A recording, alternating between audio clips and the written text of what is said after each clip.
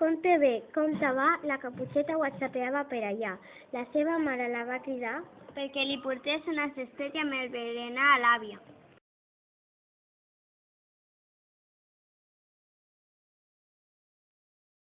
Com que li agradaven tant els animals, decideix fer-los fotos a tots amb el seu mòbil.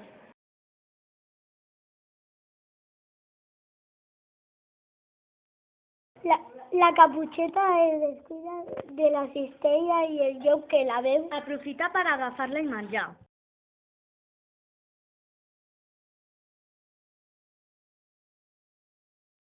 La Caputxeta s'enrabia i li canta amb rap amenaçador al llop, però com no li fa cas, li dona un bon taponàs.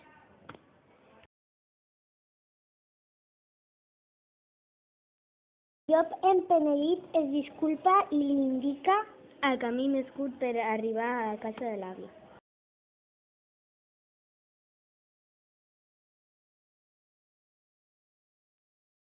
La Caputxeta no es creu al llop i decideix agafar l'altre camí i anar corrents.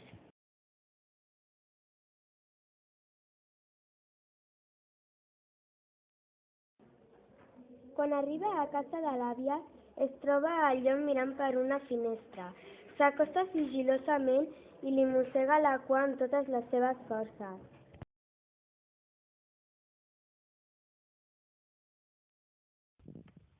Què hi va fer? Va donar un bot i va caure dins de la xemeneia.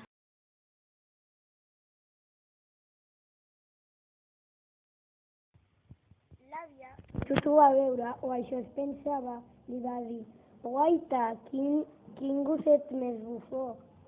Que t'has fet mal? Vine, que jugarem una estona».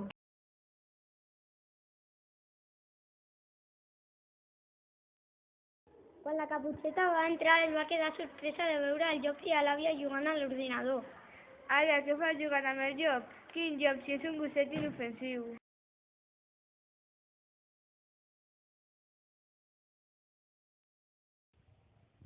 La Caputxeta li posa bé les ulleres a l'àvia i en veure que era un llop, aquesta li va respondre: «Sigui llop, sigui gosset, aquest animal és el meu amic».